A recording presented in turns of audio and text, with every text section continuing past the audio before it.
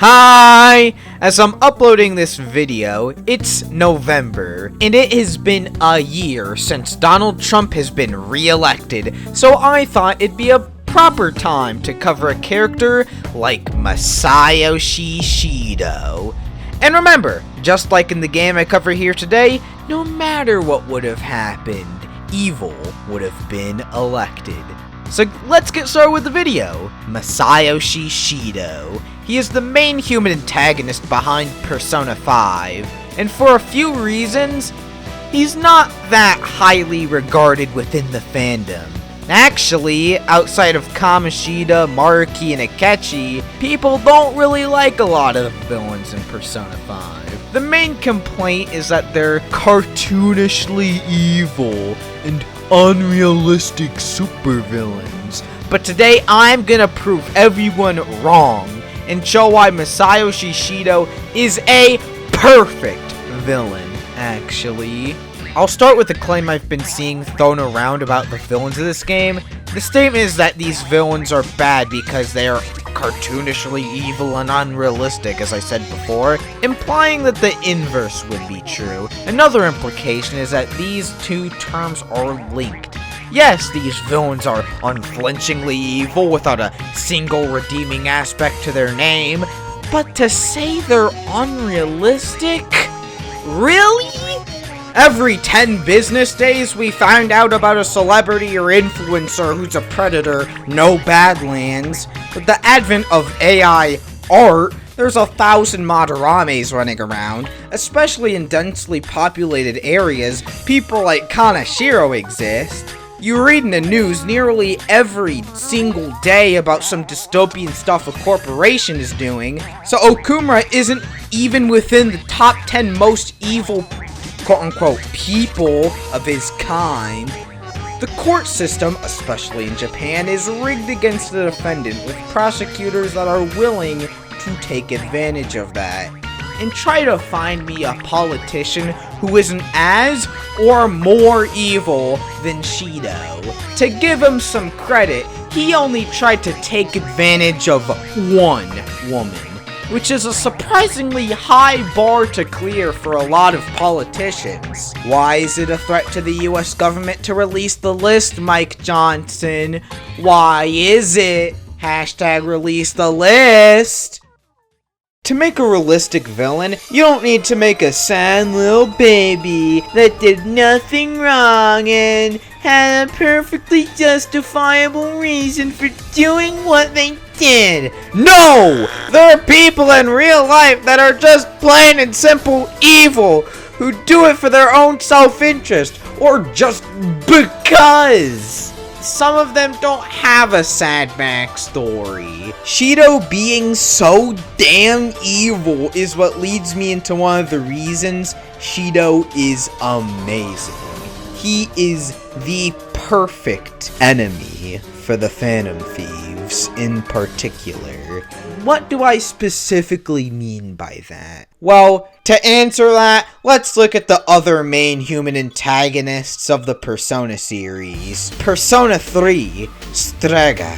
Nihilists that hate life because we all die someday, man. So what's even the point? They want to end all human existence by working with the Shadows to kill humans, betraying the message of Persona 3, being that even though we all die someday, we should make the best of the time we have here. Persona 4, the culprit, a person who has become so overwhelmingly alone and wants to kill others to get revenge on the world that backstabbed them, betraying the message of Persona 4, being that even if you feel all by yourself, you can find truth in the world and in others, shining your light on others as their light shines on you.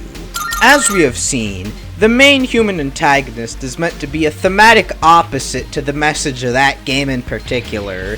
The same still applies to Persona 5, a game about rebellion, powerful themes about absolute power leading to absolute evil. Having complete faith in your leaders will only lead to absolute ruin. So to circle back to what I said a moment ago, what makes the themes of Persona 5 hit incredibly hard is that Shido is unquestionably evil, and he needed to be that way for the themes of the game to function. He caused several mental shutdowns in order to stop his opposition.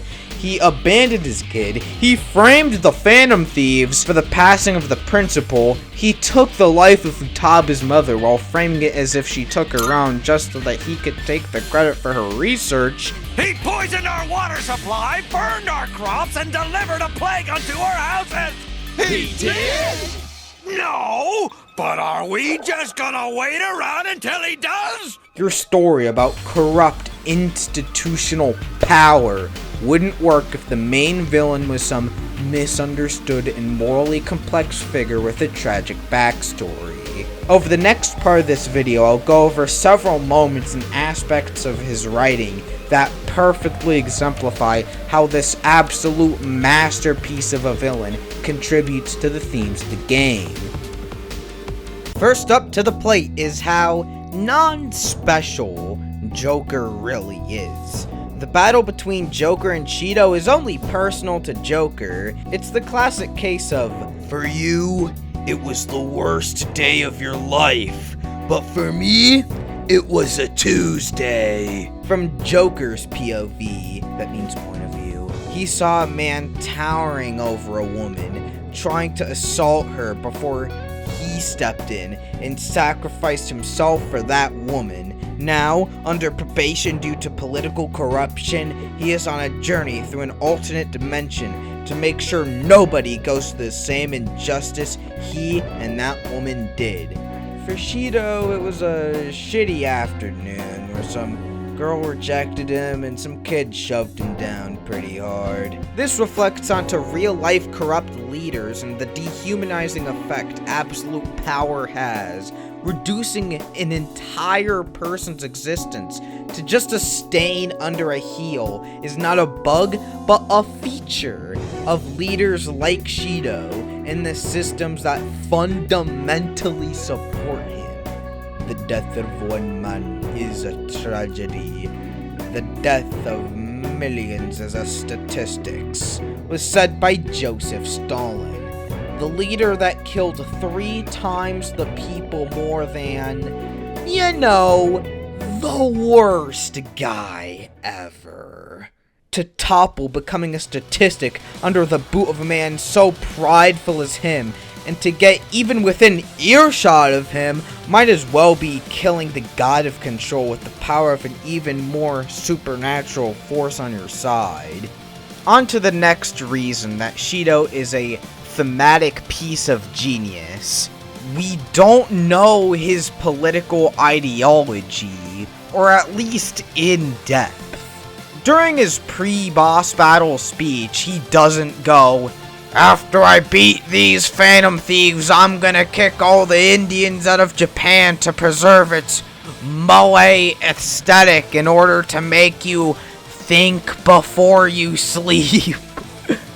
Or, alternatively, "After I beat these Phantom Thieves, I'm gonna go on a violent manhunt for every conservative podcaster and Twitter rage baiter that makes me feel icky inside." No, that's not the point of his character.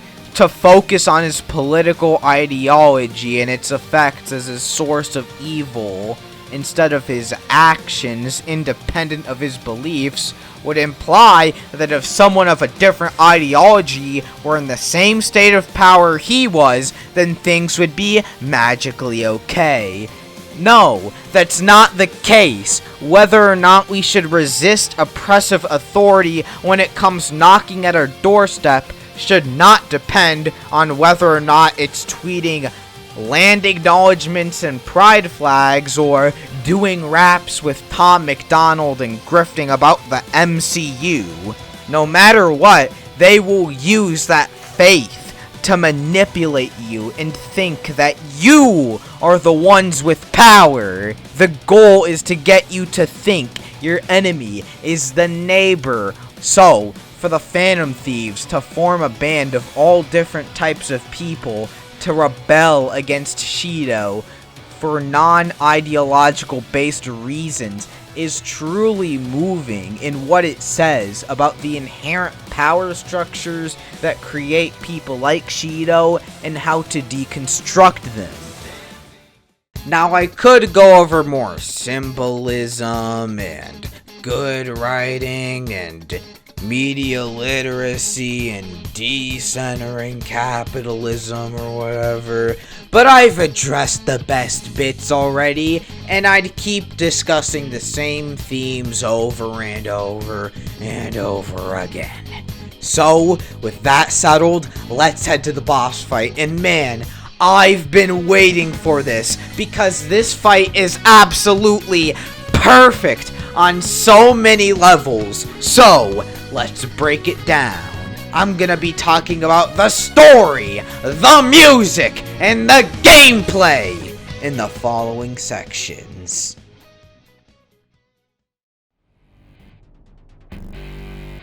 To begin with the story, this is everything Persona 5 has been building towards. We start with Joker, who is doomed to be another faceless victim amongst the crowd, has now risen in public favor to stand head-to-head with Masayoshi Shido. Then, we have the man himself, who knows about the cognitive world, and when he receives a calling card, he knows exactly what is about to happen due to the research he stole, empowering his cognitive form even further. After over 60 hours of gameplay, everything comes back to where it started, and you finally face the guy who started your journey. To add an element of narrative parallels, upon seeing his shadow form, his mount he uses to try and kill you is a lion made from his supporters. This immediately contrasts with my GOAT, Joker, who fights alongside his friends instead of being a commander. Shido is a boss, versus Joker, who is a leader. Shido is a boss that commands his supporters while he sits back in his little commander's chair. Joker is a leader that works just as hard, if not harder, than the rest of his crew. He works alongside them democratically to achieve a shared dream. The boss versus leader conflict also works on a meta level because Joker is a leader of an RPG party while Shido is a boss of a video game. So I told you this works on multiple levels. Now for the music. In my sweet Neptune, it has earned its place in the halls of the best video game music tracks of all time for a good reason. You know what? I'm gonna just let you listen to it real quick to prove how good it sounds. Is this a mirage or a chance to fulfill my mission? A river in a dry land, the left is in a lost land, a heartbeat for a demon, a wedge in a change land. Now, listen, saying Persona 5 music is really good is so common, I think it's the first opinion in human history. Tutankhamun was probably bumping Last Surprise in his own palace. But I still want to talk about why this song in particular is good for this fight in particular. See, for most bosses, the song Blooming Villain plays. However, this one is different, as Shido is unlike any threat they have ever faced before. Remember how I said this fight is mainly personal for Joker instead of Shido? Well, this means that Rivers in the Desert is a theme playing for the Phantom Thieves instead of the boss. They became so powerful, they reclaimed the music of the fight. And I'll throw some lyrics on screen that I think are the best evidence for this song being about the Phantom Thieves. You know what? For fun, I'm gonna throw up the chorus one more time for y'all. A place to refresh heart and mind. Can I find some time and rivers and dry land? The last days still lost when the hope of new beginnings burned our feet. Now we needed a heartbeat for demon. Always these Tennessee's. For the gameplay of the boss itself, it's also really good. A late game boss such as this should test you on everything you learned up until this point. The first phase involves you being able to counter physical and use magic, with things getting reversed for the next. And yes, the lion grows wings. It's pretty cool. The phase after the two lion phases is the pyramid that is also a tank. Also really cool. This phase is a DPS check to see if you can output enough damage before the pyramid tank blasts eviscerate your entire party. After that, Shido abandons all his supporters after they prove useful, just like the counterparts in the real world. He then rips his shirt off and fights you on his own, man to man.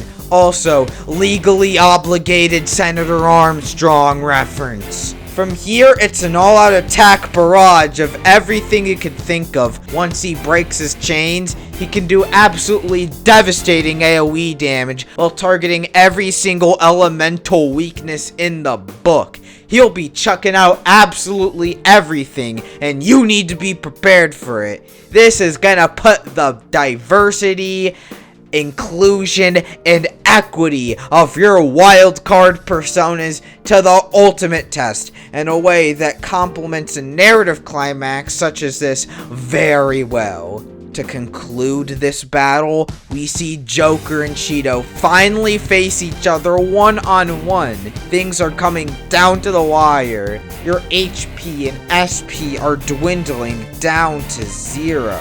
While we finally get to see the peak of Joker's year-spanning beef with Masayoshi Shido.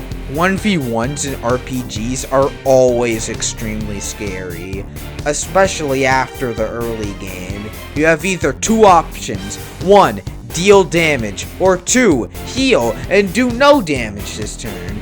Even if you heal this turn, you might just get knocked back down to 0 again. So in the end, the temporary lack of his teammates doesn't even matter. A leader can win battles on his own, even for just a short while. But a boss isn't anything without subordinates to command. Joker wins. Shido has changed his heart and confessed to all of his crimes. The world now definitively knows the guilt of Masayoshi Shido and the complete innocence of Joker and the Phantom Thieves. This doesn't change everyone's opinion on Shido, though. He's still in power and a lot of people still support him. Then, you may ask, what was the point? Well, change was still made, and a significant dent was made in his reputation. From now into the far future, there will always be horrific abuses of power. No matter what, there will always be someone that wants to swindle you, fool you, and take advantage of you, that lives in a station above you. As long as they exist, rebels willing to fight them will also exist. People in every time and location that will fight for justice, even with the odds and rules stacked against them. If some force like the Phantom Thieves still exist, we can always look up into the sky with a sense of optimism for the future. Combined forces can change not only the world, but us. with a group of loving friends by our side.